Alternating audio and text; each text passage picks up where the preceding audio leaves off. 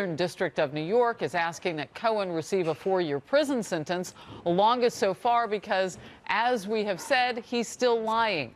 But among Friday's court filings, federal prosecutors in Manhattan say the president directed Cohen to make hush payments to women in the closing days of the 2016 presidential campaign.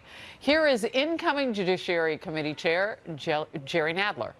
They would be impeachable offenses. Whether they are important enough to justify an impeachment is a different question, but certainly they'd be impeachable offenses because even though they were committed before the president became president, they were committed in the service of fraudulently obtaining the office. That would be that would be an impeachable offense. But the fact of the matter is that what we see from these indictments and charging statements is a much broader conspiracy against the American people.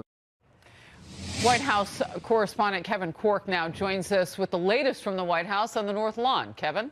Harris, good afternoon. The idea that a transaction between an attorney and a private client, even at the behest of private citizen Donald Trump, is somehow manifestly a violation of campaign finance law in this particular case, well, simply speaking, that's not settled law. That's certainly what White House officials would tell you. And beyond that, the notion goes on to suggest this. Even if it were, it doesn't necessarily mean it would be criminal. It might be civil. But that doesn't mean the congressional Democrats looking for an opening won't use that legal debate, Harris, as the grounds to launch an impeachment effort to throw the president out of office. That is, even if they're playing a bit coy about the possibility right now. I think we need to wait till we see the full picture. Now, the question that's presented just by Michael Cohen's plea and the Justice Department filing is a crime directed and coordinated by the president, which helped him obtain office, sufficient to warrant his removal from that office? That's a legitimate question to ask.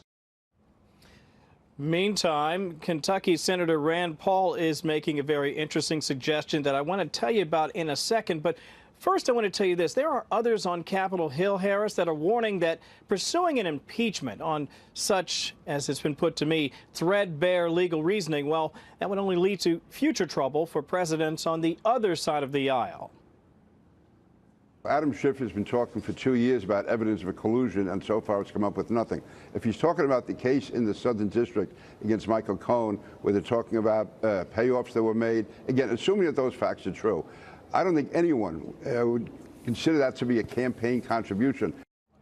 Now, a moment ago, I mentioned Kentucky Senator Rand Paul. He's actually suggesting this whole issue may seem, certainly to him and to others, like the John Edwards Riel Hunter payments. You may remember those back from the early 2000s case, but clearly this is something we'll be talking about, no doubt, in the weeks and months ahead. The good and the bad from all three memos that we saw drop last week. Flynn, Manafort, Cohen. Well, the president's people would argue that the good is that the American public is getting impatient with the investigation, and there's no hardcore evidence linking the president to Russia. That impatience is due in large measure to the PR campaign being successfully waged by Rudy Giuliani. The bad is that federal prosecutors in New York City and a federal judge in New York City have found that what Michael Cohen did was a federal crime, and that there is evidence to substantiate the conclusion that the president ordered him to do it and paid him for it. That makes the president as criminally culpable as he. If you hire me to shoot somebody and I shoot that person, you are as liable as if you had pulled the trigger. So the White House says, though, that those memos exonerate the president. I'm guessing that the president and Democrat critics cannot be on the same page in any way, shape, or form. They are mutually exclusive. So who's right? The memos do not exonerate the president. I'm taking politics out of this.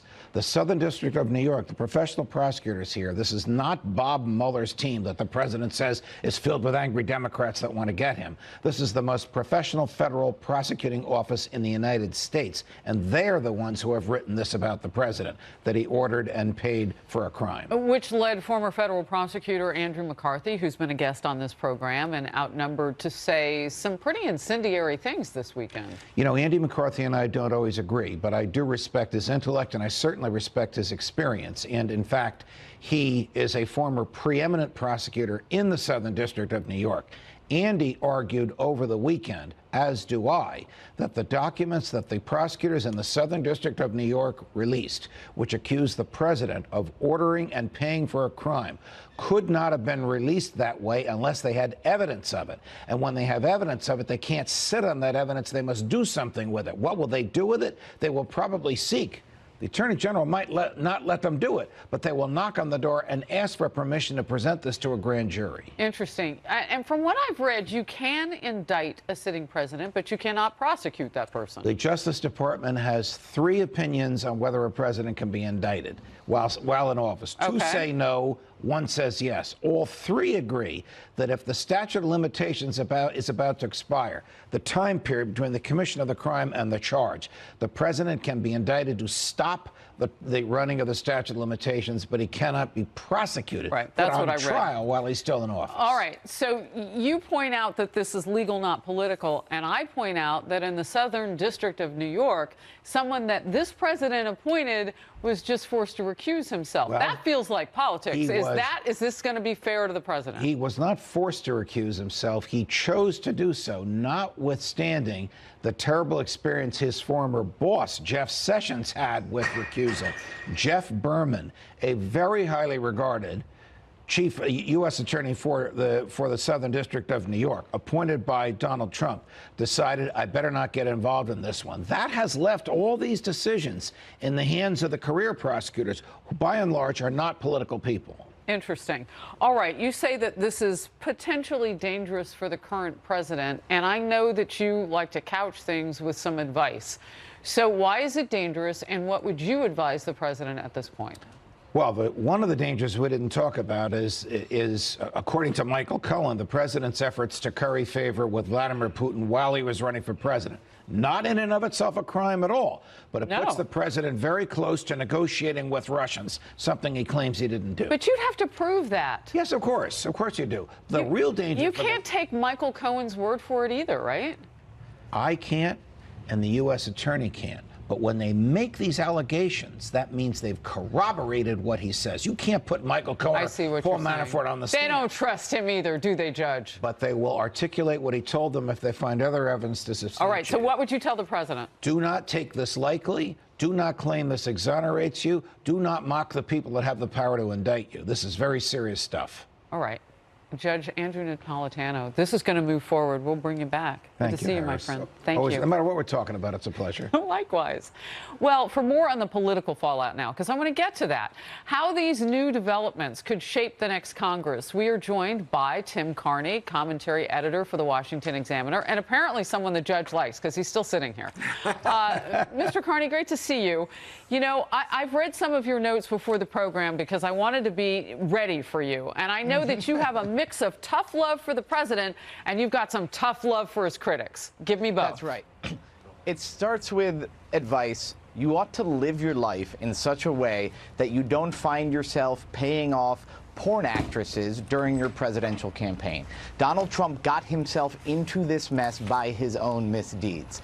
But I don't buy, and I'd be interested to hear if you can bring on lawyers who really do buy. I don't buy the argument that this is clearly a campaign expenditure when he's paying off this woman. Every dollar you spend that helps you possibly win an election by law has to be spent out of the campaign coffer. That's an absurd argument. If I get a haircut at a nicer barber than I normally go to, does that have to be a campaign expenditure? If I pay off someone who says I owe them money but I don't think to, just because I don't think I owe them, just to make them go away, that has to come out of the campaign coffers. This is a very flimsy argument. This is why they couldn't get John Edwards on it. So on the one hand, no, this is bad behavior by the president. On the other, the idea that the payment is illegal is a stretch in my mind. You know, you bring up those, and I always think of professional athletes who then may have a head for politics later, and I always think of all the people in their background and those times when they have said that, well, I wanted to keep this quiet because I had everybody coming after me. And so it's interesting because I've heard attorneys tell them, you know what, you might write a check, but keep all of your receipts. So you say that this is not good news for Democrats incoming. You know, they are hungry for some investigations. Right. Why is this not good news for them? They're being pulled in two different directions. This is bad enough that the base will demand an impeachment. but it's also at the moment, and we don't know what's going to come down, and as Judge Napolitano was just saying, we've got to assume there's something more. But at the moment, there's not enough to kick him out of the office. This flimsy campaign finance thing, as far as the evidence we have now, is not enough to even come close to getting Republicans to vote to remove him. And so if you're in this situation where you can't remove him, but the base is demanding an impeachment, they're going to either be pushed to impeach him on flimsy grounds with no chance of removing him, or they're really going to let down their base by not voting on the House floor to impeach him. That's a lose-lose for Democrats, unless new evidence comes forward and makes a case for removing him much stronger than it is right now. And I hear the caveat there. It also makes them weaker in the eyes of the people who just put them in office. I would imagine you can speak to this of the Washington Examiner and people that you've interviewed from that end.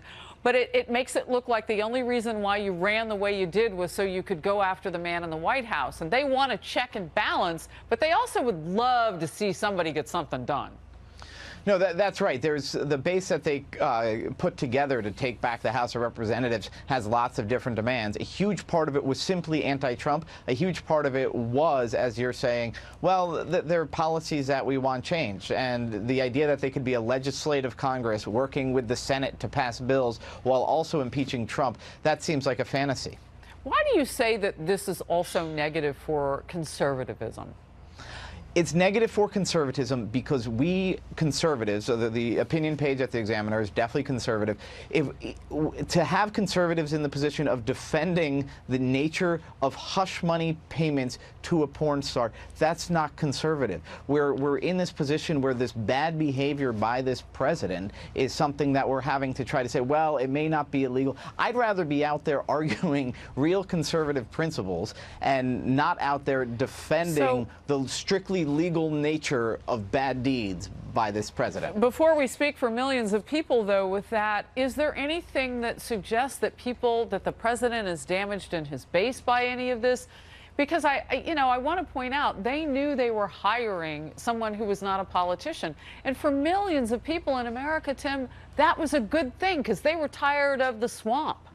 I think that hiring somebody who's not a politician is a good thing, but I also think that coming to terms and being fine with the behavior of this man who has admitted in the past to cheating on his wife, that's not a good thing. Even if Trump is doing fine with his base, I think the base is suffering if we're too fine with a president who behaves the way that Donald Trump has behaved in his life, considering the way he's treated his past wives. We will see. As you said, all of this is without knowing what exactly remains in the pages of a report that hasn't come down yet and the investigation. So we'll see. Tim Carney of the Washington Examiner taking a look at the political side of those sentencing memos. I appreciate your time. Thank you.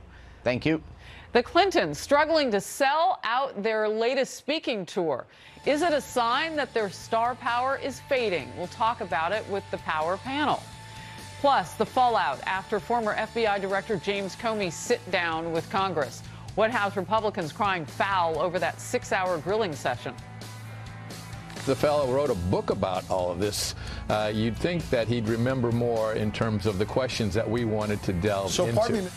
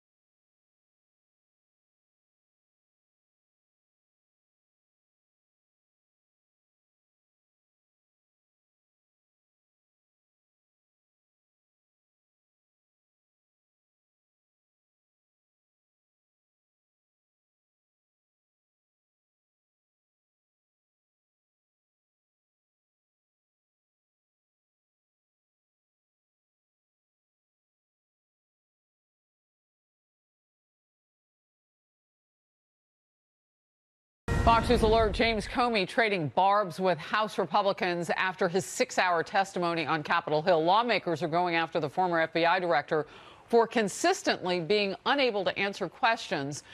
Comey firing back, tweeting, "Today wasn't a search for truth, but a desperate attempt to find anything that can be used to attack the institutions of justice investigating the president.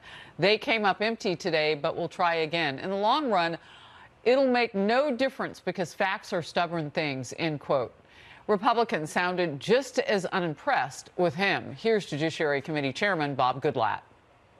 The biggest takeaway is that former FBI Director James Comey, with regard to the two most important investigations, certainly during his tenure as FBI director, into the Clinton email matter and into the Russia collusion matter, said, as you've noted, I don't recall, I don't remember, or I don't know 245 times. That is truly stunning, since the fellow wrote a book about all of this. Yeah, it makes you wonder how the publisher was able to even go forward, but I digress. The news, Catherine Herridge, live in Washington. Good to see you, Catherine. Well, thank you, Harrison. Good afternoon. This 235-page Rush transcript shows that at the height of the presidential campaign, the FBI had 4 Americans connected to Donald Trump under investigation over alleged contacts with Russia. That means in the summer of 2016, the FBI ran investigations on individuals tied to the Trump and Clinton campaigns. After 10 months of investigation by the FBI and intelligence gathered through a surveillance warrant for a Trump campaign aide, both the former FBI lawyer Lisa Page and now the former FBI director have testified under oath that there was no hard evidence of collusion. Comey told lawmakers Friday, quote, "That's the way we treated the Russian counterintelligence investigations. We opened them in late July 2016, didn't know whether we had anything. In fact, when I was fired as director, that's May 2017, I still didn't know whether there was anything to it." Republicans castigated Comey for failing to answer their questions 245 times because he claimed not to know or could not remember, including the surveillance warrant application for Trump campaign aide Carter Page. If you look closely, about 1/4 of the way down from the top, it says a verified application, which is the FBI's way of saying that they're confirming to the court the information is vetted, though Comey remembered little about this document or how the warrant was handled. To me, it's hard to believe that Jim Comey would have forgotten all of those different details. I mean, on the Intelligence Committee, Jim Comey testified before us any number of times. I never recall him not being able to answer a question. The entire purpose of this investigation is to cast aspersion on the real investigation, which is Mueller. There is no evidence whatsoever of bias at the FBI or any of this other nonsense they're talking about.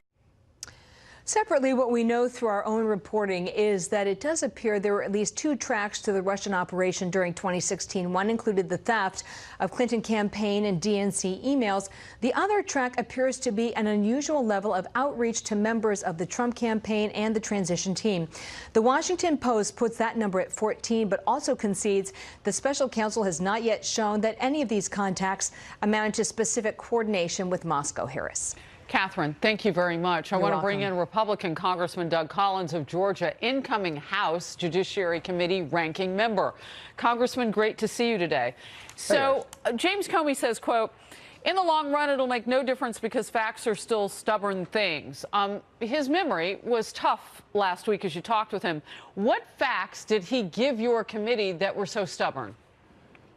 The facts that he gave to the committee were very few because he only emphasized really what he wanted to emphasize. And when he got to issues of was it verified, unverified, especially the documents actually given to the court, he was very hesitant there. When you read the document, you read the transcript, he says that we have an obligation to make sure that there is both sides and at least presented in such a way that the court knows that we've done our job. But obviously, even knowing now that some of that was unverified, we know they didn't do his job. What amazed me is his memory picked up greatly when being asked by Democratic lawmakers, and his memory greatly increased when he started remembering things that make him look good. I think it's just a verification of a little bit of selective amnesia going on here. Well, I hope they were fact-checking the heck out of that book. The publishers, because wow, there was let's just call it an unverified document. The publisher just put it forward anyway. Ooh, okay, a little bit of shade and fact in that, I'm certain. What question or two did you really want an answer to that he could not remember of those 245 times he couldn't remember something? A couple of things. One, the first one was, especially in dealing with the Clinton investigation, his tortured answer on why he never came to the conclusion that she did something wrong, or that and frankly, that they couldn't prosecute or have somebody to prosecute. I think at one point he actually said, if we took some of this across the street, they would laugh us back across. It is amazing, though, however, that intent factor or non-intent factor he wanted to focus on is something that is done all the time with others who handle classified information. I think the interesting there is he never came out with a truthful answer with that. And also the very callous way, the one thing I would want to know is why was the way of unverified documents and saying that the dossier didn't really matter, there was other information that started it, but yet the dossier was prominent in everything they submitted to the court. I think those are the two areas that he just really skimmed around the edges on. So what you're trying to say is with that secretive FISA court, he couldn't speak to the issue of how the anti-Trump dossier played a role because he couldn't remember? Well, I think what he didn't want to remember was he was assuming everything was verified, or at least progressing that everything was given to him as verified. And then he's also wanting to have him cut it really cute and say, well, part of it's salacious and unverified, but the part they were using. So, again, this is another, and just to point out, Harris, there's something else that's really interesting here. And to me, sometimes it goes to the questions that nobody would think of. And one of those questions is how is his relationship with Mueller? And what's interesting is he said, well, he sort of, if you got the answer, it looked like he was gazing from afar as somebody who admires from afar. This was a man who was the Deputy Attorney General. He was the direct supervisor of Bob Mueller about 10 to 12 years ago. They had multiple, hundreds of meetings together. He did not admire him from afar. They were very close working companions. Now, they may not have had a personal relationship outside, but he cannot say that he doesn't know Bob Mueller that well. Was he asked about, and could he remember the facts around two employees at the FBI having an affair on their work devices, on their work phones, talking about how they wanted to keep President Trump out of the White House? He continued the bumfuddling line that, well, that doesn't prove bias. That doesn't prove bias. How could he not been on, he wasn't on Team Clinton because he actually helped write the memo. Look, he was helping cover Comey's own tracks here because Comey was the one who had inserted himself. Another interesting tidbit from that Clinton episode, or really the episode that shows that he wants only in the best light, was when he briefed the president and he was concerned. The president asked him about the Flynn investigation. He actually came back and he said he wrote that great memo and he got everybody together. But what they didn't do in the FBI is tell their superiors, the Attorney General at the time, Jeff Sessions, because this was his answer. He said, because we knew that he was going to recuse himself soon. So Mr. Comey is also all-knowing. He only tells what he wants to tell. So he knew that it's interesting that Sessions was going to recuse before the president or many other people did? He was implying that we knew that there was probably that Mr. Sessions was going to recuse himself. It's in the transcript that he was going to recuse himself. So we just decided we didn't want to up that chain. Let me ask you a question. How much other stuff did he not report? Let's begin to ask those questions. Or is he clairvoyant? I have one last one. You don't know the answer to this yet, but I wonder if there is some sort of exercise or something he's going to do to buff up his memory, because you get another bite at the apple on December 17th, which is next Monday. I would imagine you'll try to re-ask some of these questions. Oh, I think so. Maybe he'll go take one of those new memory pills at the nutrition place. I don't know. I think the bottom line here, this is a man trying to recreate or cast his own image for the future because he's not really proud of where he came from. Well, in all seriousness, for those people who do suffer memory, and I mean this, we have some of it in my family. This really pokes fun at that, and it's not fair if that's not the real reason why he's not answering questions. Good luck next Monday. Good to see you. Thanks, Harry. Appreciate it. Good to see you.